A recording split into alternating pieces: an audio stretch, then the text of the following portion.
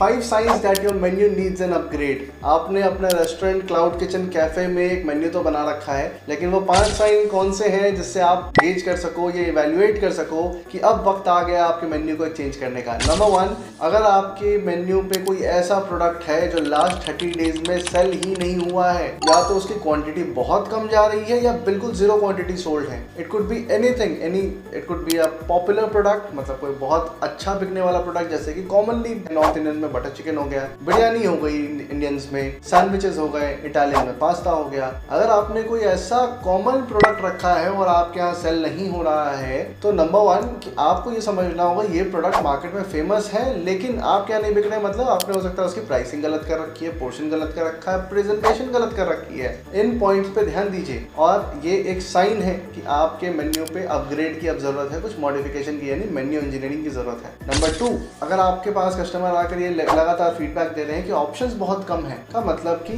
First point के contradiction में आपने मेन्यू छोटा करा हुआ है और कस्टमर्स को और वैरायटी चाहिए। कस्टमर्स आपके पास आ तो रहे हैं रिपीट में, लेकिन मोनोटोनस मेन्यू के कारण वो बोर हो चुके हैं। थर्ड पॉइंट है सीजनल या ट्रेंडिंग मेन्यू आइटम्स आपके मेन्यू से मिसिंग है। जैसे फॉर एग्जांपल हमारे नॉर्थ इंडिया में समर सीजन में मैंगोज आ जाता है, तो चारों तरफ स्पेशली गुजरात साइड में आप देखेंगे आमरस बहुत चलता है, मुंबई में आमरस बहुत चलता है। द पॉइंट इज कि मैंगो का सीजन आया तो मैंगो रिलेटेड ड्रिंक्स बनेंगे। इनफैक्ट बार्स में भी मैंगो के रिलेटेड मॉकटेल्स बन जाते हैं। द पॉइंट इज आपको सीजनल स्पेसिफिक क्विजीन या ड्रिंक्स या आइटम्स अपने मेन्यू में इंट्रोड्यूस करने की जरूरत है। अगर आपके पास ये नहीं है तो कहीं ना कहीं आप कस्टमर से डिस्कनेक्ट फील करेंगे, कस्टमर्स को मोनोटोनस वाली टोन वापस आ जाएगी। फोर्थ पॉइंट है कि मार्जिन कम होते जा रहे हैं। आप सेम प्रोडक्ट को पहले बेचते थे, लास्ट ईयर आप XYZ लेट्स से 20% मार्जिन उठा रहे थे, आज वो मार्जिन 15% है। आपकी मेन्यू को अब मॉडिफिकेशन और इंप्रूवमेंट की जरूरत है, एक ऑप्टिमाइजेशन की जरूरत है, इंक्रीजिंग कॉस्ट यानी इन्फ्लेशन को मैच करते हुए। फिफ्थ सबसे इंपॉर्टेंट पॉइंट कि मेन्यू डिजाइन अब आउटडेटेड लग रहा है। जैसे जैसे ट्रेंड इवॉल्व हो रहा है, जेनजी आ रही है,